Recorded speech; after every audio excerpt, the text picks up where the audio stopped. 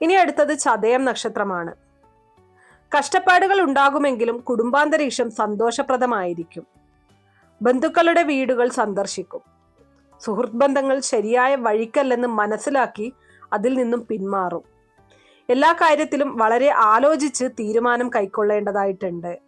ഇനി അടുത്ത നക്ഷത്രം പൂരുരുട്ടാതിയാണ്. തർക്കങ്ങൾ പരിഹരിക്കുന്നതിനായി ഇടനില നിൽക്കരുത്.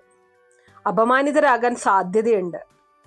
കീഴ്ജീവനക്കാരുമായി വാക്കുതർക്കത്തിൽ ഏർപ്പെടരുത്. അമിത വിശ്വാസത്താൽ പ്രശ്നങ്ങൾ ക്ഷണിച്ചു വരുത്തുന്ന ഒരു സാഹചര്യം നിങ്ങളിൽ കാണാൻ സാധിക്കുന്നുണ്ട്.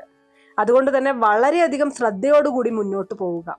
നേട്ടങ്ങൾ കൈവരിക്കാൻ കുറച്ച് കാലതാമസം വരുമെങ്കിലും അവസരങ്ങൾ നഷ്ടപ്പെടുത്തരുത്. ദേവാലയങ്ങൾ സന്ദർശിക്കുന്ന ഒരു സാഹചര്യവും ഉണ്ടാകും. ഇനി അടുത്തത് ഉത്രട്ടാതി നക്ഷത്രമാണ്. ശത്രുക്കളുടെ നീക്കങ്ങൾ മുൻപേ അറിഞ്ഞ് പ്രവർത്തിക്കുന്നതിനാൽ വലിയ ബുദ്ധിമുട്ടുകൾ ഉണ്ടാവില്ല എന്നതാണ് വാസ്തവം. വർദ്ധിച്ചു വരുന്ന ഉത്തരവാദിത്വങ്ങൾ ഏറ്റെടുക്കും. ദമ്പതികൾ പരസ്പരം മനസ്സിലാക്കി പ്രവർത്തിക്കും. വിദ്യാർത്ഥികൾക്ക് ഉപരിപഠനത്തിന് അവസരം വന്നു ചേരുമെങ്കിലും തടസ്സം വരാതിരിക്കാൻ ഈശ്വര പ്രാർത്ഥന ചെയ്യുക. അടുത്ത നക്ഷത്രം രേവതിയാണ്. മാന്യത വിട്ട് സംസാരിക്കുകയും പെരുമാറുകയും ചെയ്യരുത്. മേലുദ്യോഗസ്ഥരുമായുള്ള ബന്ധം മെച്ചപ്പെടുത്തണം. അർപ്പണബോധവും കഠിനാധ്വാനവും ഉയർച്ച നൽകും.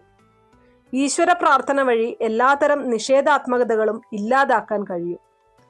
പ്രത്യേകം ശ്രദ്ധിക്കേണ്ട കാര്യം അഗ്നി, ആയുധം എന്നിവ ഉപയോഗിക്കുമ്പോൾ കൂടുതൽ ശ്രദ്ധിക്കുക. നല്ല സൂക്ഷ്മതയും വേണം. അപകടങ്ങൾ വരാനുള്ള ഒരു സാധ്യത കാണുന്നുണ്ട്.